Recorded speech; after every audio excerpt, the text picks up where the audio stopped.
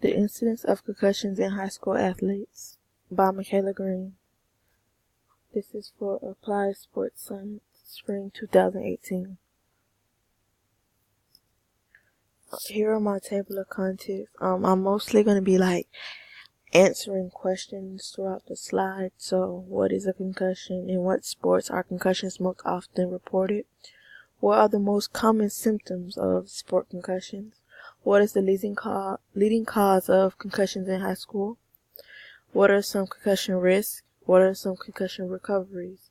What should you do if you think you have or have a concussion? And some key points or fun facts.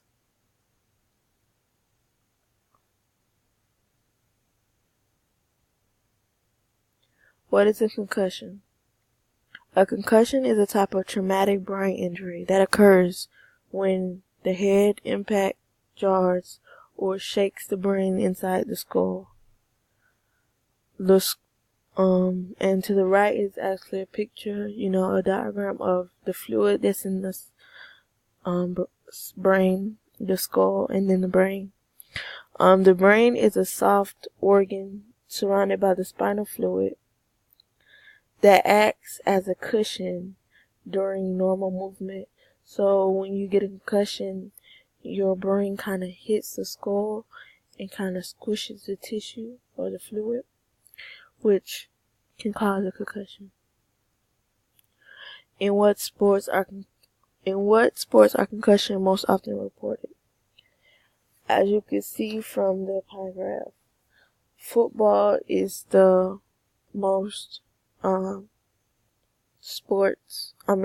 the most concussions, followed by girls soccer. I'm gonna actually give you the numbers. Football has for the 2005 to 2006 school year, which was the most recent I could find, football accounted for 201 concussions. Boys soccer accounted for 33. Girls soccer accounted for 51. Volleyball accounted for 6. Boys basketball accounted for 16. Girls basketball accounted for 40. Wrestling accounted for 30. Baseball accounted for 9. And softball accounted for 10. So in total, there was 396 concussions. For boys, there was a total of 289. And for girls, there was a total of 107. If you are to take out football, girls soccer would be the next sport that accounts for the most concussions. And then followed by that would be girls basketball.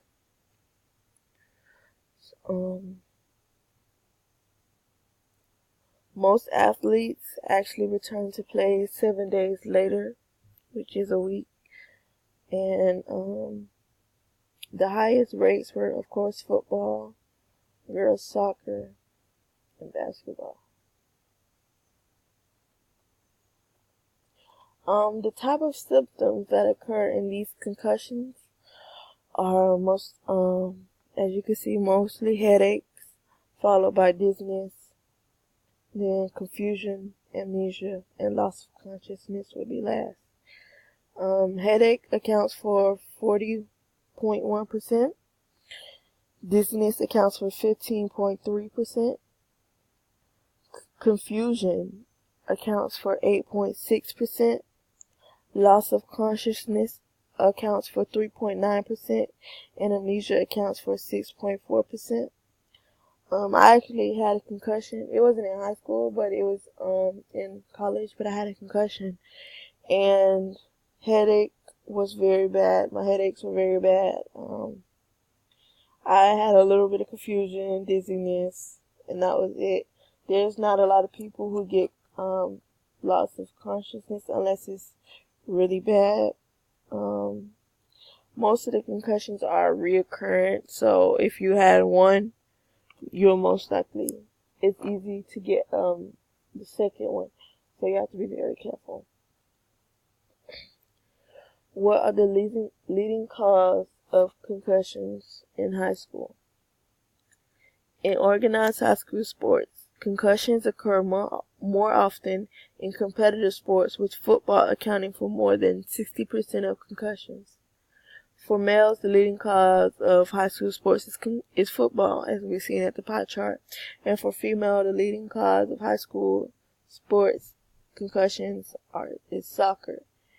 And they usually get these concussions from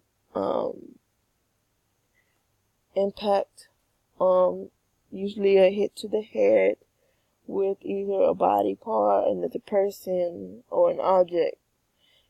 So yeah, it's usually a hit to the head that usually causes these concussions. Not really falls as much as it is a hit to the head. And that brings us to the next one, concussion risk. High school athletes' recovery times for sports concussions are longer.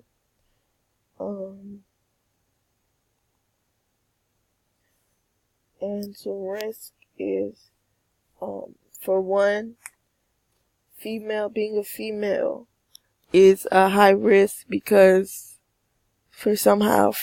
girls have have a higher concussion rate than males aside of football. Females, for some reason, we are easier to get concussions. We sustain more concussions in high school and in college.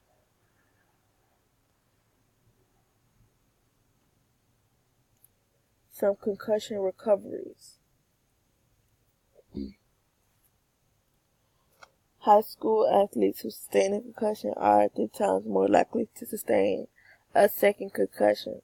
So getting a concussion is very big. And one of the main things that you can see is rest. It's key to get rest when you have a concussion, because rest is the only thing that can heal the brain. There is nothing, no therapy or nothing like that you can do to heal the brain other than rest. If your concussion gets really bad, most people are sensitive to light, so what you want to do is take days off, if you're working, practice, whatever the case may be, you have to rest. You need a couple of days, possibly even a week, of no activities, just laying in bed in the dark and resting. It is very important that you get rest because your brain is very important. And especially once you get your first one, the second one is even easier to get, and it will be worse than the first one. So you have to be very careful because concussions can become a very severe thing. How to prevent concussions. Make sure that while participating in sports or rec activities, you do a few things, which is use the right protective equipment for the sport or activity. Be sure that it is properly fitted and maintained and worn correctly and consistently.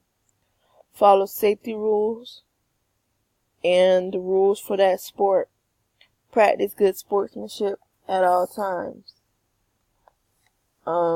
Of course, even with doing these things, you can get a concussion, but if you're having on things that you shouldn't wear during a game or something, and another player or person hits that thing, that can cause concussions.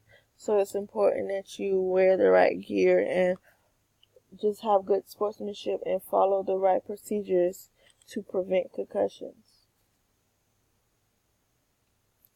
What should you do if you have or think you have a concussion? Number 1 is seek a medical attention right away. If you suspect that you have concussion but it's not really that bad, you should still always seek medical attention right away. If not, If you can't do that, then you should not return to play with known or suspected concussions until evaluated and told that you are allowed to return to play. The only person who should be able to tell you is a trainer, a doctor, or a healthcare professional. And they'll tell you and they think it's safe for you to return to sports.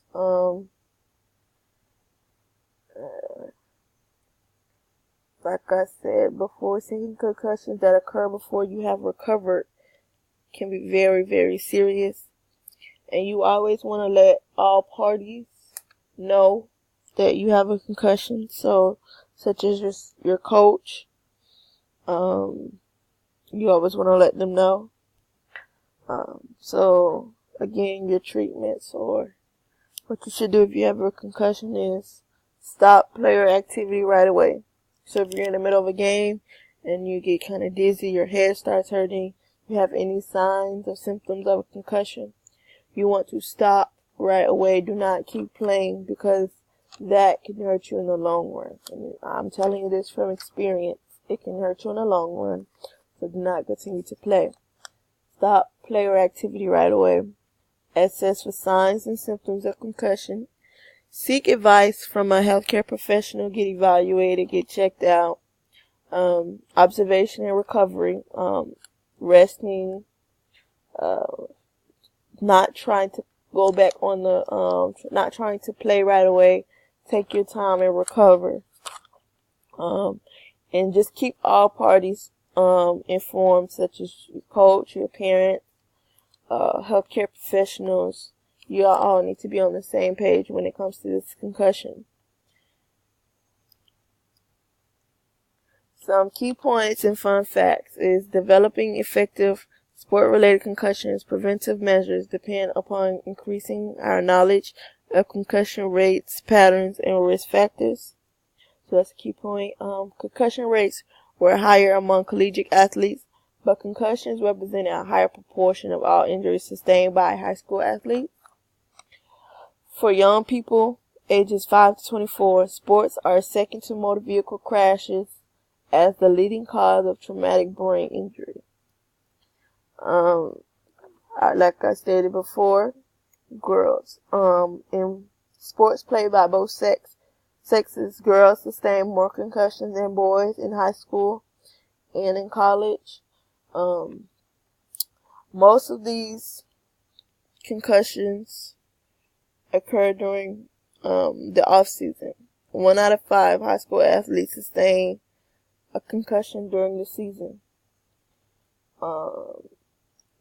Concussion rates are actually rising, including numbers in middle school. So we want to be very careful and inform others, Luckily, 90% of concussions do not involve unconsciousness, which is very good. 33% happen at practice. And 39% of concussions increase catastrophic head injury leading to permanent neurology disabilities. So make sure you're doing the right thing when you have a concussion. And here are my references. I got it from headcasecompany.com. The second one is some articles from the Library of Medicine.